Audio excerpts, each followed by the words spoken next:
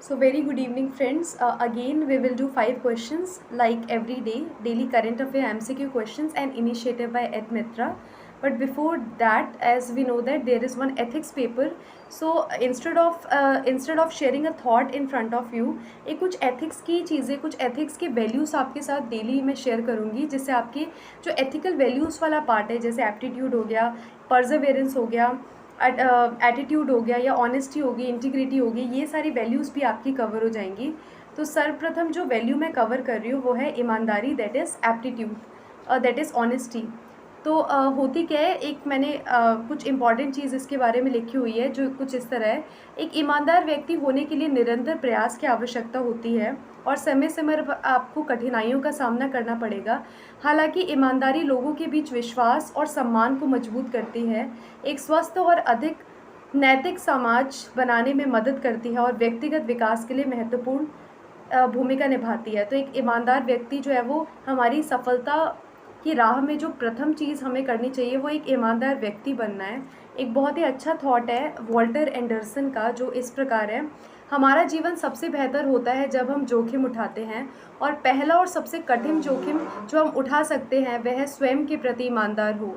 और this is very much relevant with the life we are with our life also. For example, we are doing preparation for some examination. हर किसी का एक सपना है, कोई collector बनना चाहते हैं, कोई आईएएस बनना चाहते हैं, कोई स्पोर्ट्स पर्सन, कोई आर्मी पर्सन।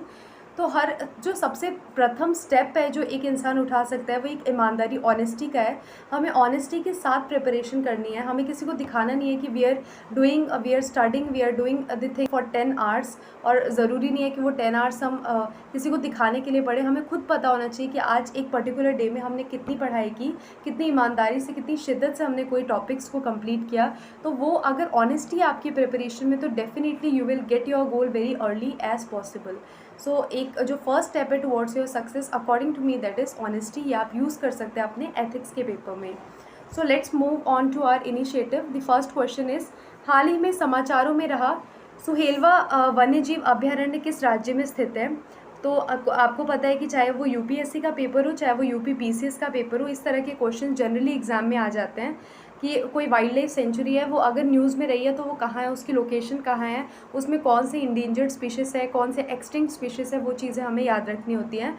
तो सुहेलवा वन्यजीव अभयारण्य किन राज्यों में है? आपके ऑप्शन है उत्तर प्रदेश, मध्य प्रदेश, राजस्थान या गुजरात। तो इसका सही उत्तर है उत्तर प्रदेश। और क्योंकि उत्तर प्रदेश से संबंधित है तो आपको ये चीज़ याद रखनी है, क्योंकि यूपी पीसीएस है, उत्तर प्रदेश का ही पीसीएस एग्जामिनेशन है, तो it is an important question for such kind of exams, right. So let's move on to little bit detail for this. आपको क्या चीज़ें याद रखनी है इसके लिए?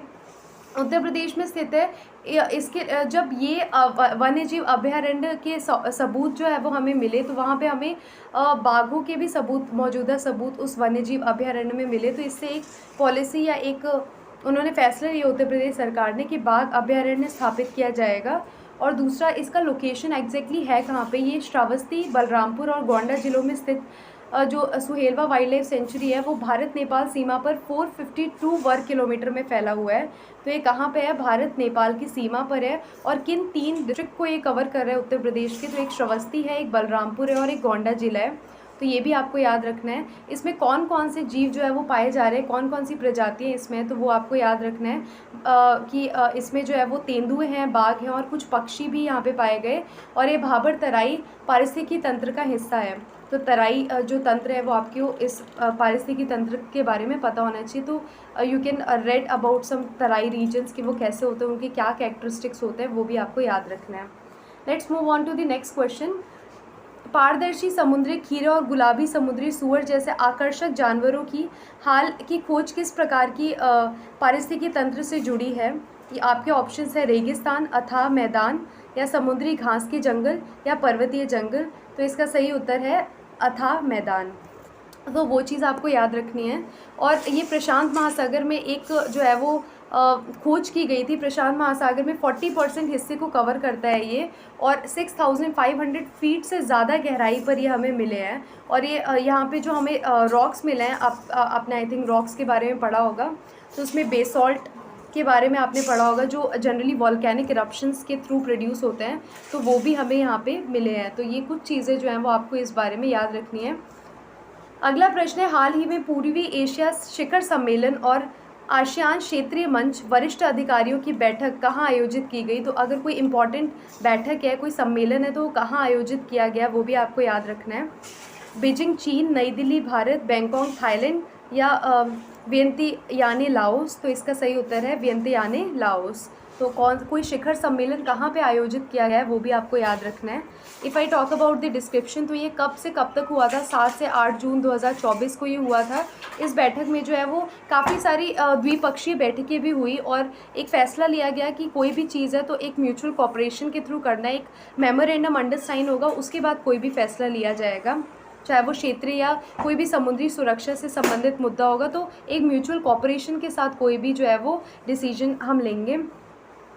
अगला प्रश्न है, हाल ही में खबरों में रही चिपचिपी मुद्रास्फीति क्या है? ये इकोनॉमिक्स से रिलेटेड क्वेश्चन है। आपको पता होना चाहिए कि इकोनॉमिक्स से रिलेटेड अगर कोई भी टर्म जो है वो न्यूज़ में रहता है तो it will become important for examination. Your options है, कीमतों में अस्थायी गिरावट, एक घटना जहाँ कीमतें आपूर्ति और मांग में बदलाव के अनुसार जल्दी से समायोजित हो जाती हैं, एक घटना जहाँ कीमतें आपूर्ति और मांग में बदलाव के अनुसार जल्दी से समायोजित नहीं होती, या उपभोक्ता वस्तुओं की कीमतों में उल्लेखनीय गिरावट। तो इसका सही जो आंसर है वो है थर्ड ऑप्शन, ये एक घटना जहाँ कीमतें आपूर्ति और मांग में बदलाव के अनुसार जल्दी से समायोजित नहीं हो जाती हैं। तो इसका ये चिपचिपी मुद्रास्फीति का मतलब ये है। तो ये भी चीज़ आपको जो है वो अपने ध्यान में रखनी है। इसके बारे में आरबीआई का रेपो रेट में क्या बदलाव आया है, कितना वो घटा है, कितना वो कम हुआ है, ये सारी चीज़ें जो है वो आपके ध्यान में रहनी चाहिए। आप जो भी न्यूज़ में पढ़ रहे हैं आपको इस चीज़ का ध्यान रखना है। अगला प्रश्न है, which is very important for your UPPCS exam, हाल ही में भारतीय नौसेना की पहली महिला हेलीकॉप्टर पायलट कौन बनी है? योर ऑप्शंस है मोहना सिंह, अनामिका बी राजीव या प्रिया पॉल, अर्चना कपूर। तो इसका सही उत्तर है Anamika B Rajeev. Let's talk about the description of this question. Sub lieutenant के पद पे है ये। Sub lieutenant, I think this is the first post that we will get if we are inducted as an officer in the Indian Navy. Anamika B Rajeev इनका नाम है। ने भारतीय नौसेना में हेलीकॉप्टर उड़ाने वाली पहली महिला बनकर आईएनएस राजली अरकोणम में इतिहास रच दिया। यह उपलब्धि 102वें हेलीकॉप्टर रूपांतरण पाठ्यक्रम की पासिंग आउट परेड के दौरान हासिल की गई।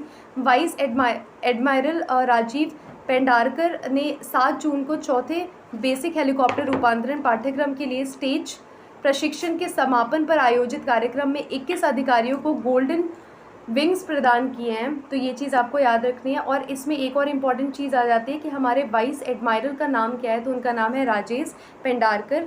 तो एक तो ये आपको याद रखना है कि किसको नौसेना की पहली महिला हेलीकॉप्टर पायलट कौन बनी है, तो वो है अनामिका बी राजीव। और दूसरी चीज़ आपको याद रखनी है कि हमारे वाइस एडमायरल का नाम क्या है, जो जनरली इंडियन नेवी के होते हैं, वो है राजेश पेंडारकर। और ना सिर्फ नेवी के, आपको आर्मी और एयरफोर्स के बारे में ही पता होना चाहिए। और अभी एयरफोर्स के जो आर्मी के जो है वो चीफ चेंज हुए हैं जून में ही, तो वो कौन से किसने किसके कार्यभार को संभाला है वो आपको याद होना चाहिए। तो वो भी आप एक बार चेक कर सकते हैं। ये सारे इंपॉर्टेंट क्वेश्चन कम से कम 5 क्वेश्चन से ही 6-7 क्वेश्चन निकल के आ जाते हैं। तो ये डेली आपको पढ़ना है, आपको चीज़ें याद रखनी है। आपको इसका PDF भी मिल जाएगा, आप वहाँ से भी इसको एक बार रीड कर सकते हैं। और कम से कम आप 2-3 बार रीड करिएगा तो ये आपके जहन में बैठ जाएगा। और एटलीस्ट जो 20 to 30 क्वेश्चन MCQ रिलेटेड आते हैं उसमें आपको कोई भी दिक्कत नहीं आएगी in your exam. So do it religiously, regularly, so that it will be helpful for examination. कोई भी चीज़ तभी हेल्पफुल होती है जब रिपीटेडली किया जाता है। अब मैथ्स भी है, आप 1 दिन करें, 2 दिन करें, तीसरे दिन छोड़ देंगे तो आपको याद नहीं रहेगा। Not only maths, any subject, repetition and revision is very important which changes a topper person from an average minded student. So कृपया आप इसको रिलीजियसली रेगुलरली पढ़ते रहें। Thank you so much.